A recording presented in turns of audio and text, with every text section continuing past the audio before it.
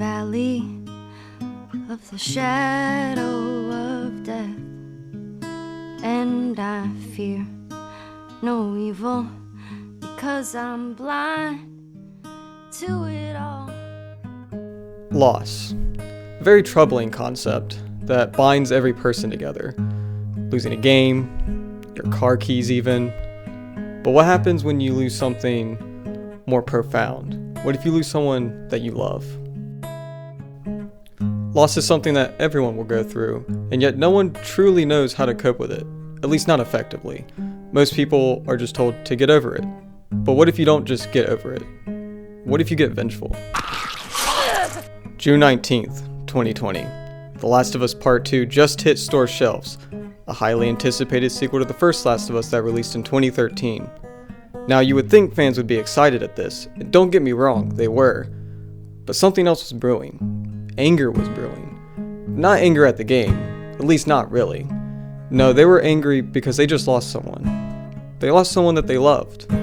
Because in this new game, they had to be subjected to watching their favorite character being murdered. Being forced to watch as someone that they grew up with being killed. This is Joel.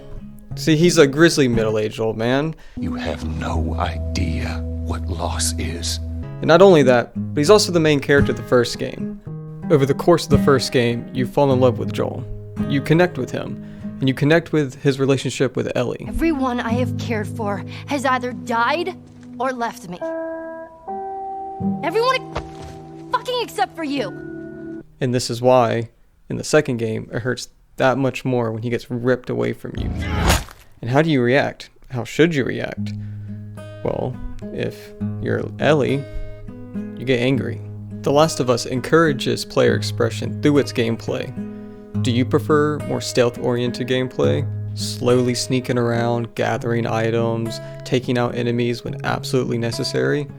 Well then, by all means, do that. But what if the character you were playing as was seething with anger and yearned for revenge?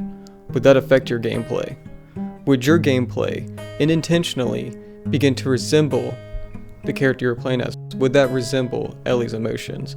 Would that emotion inadvertently seep its way into your gameplay, causing you to be a little more aggressive in areas that maybe you shouldn't have been?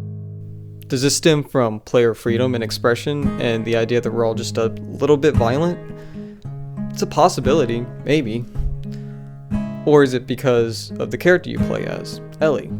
Is it because of her anger and her yearn for revenge?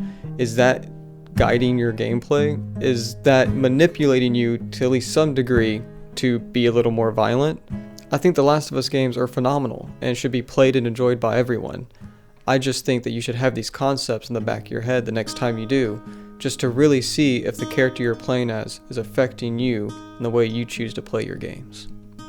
I'll walk through the valley of the shadow of death, and I fear no evil because I'm blind.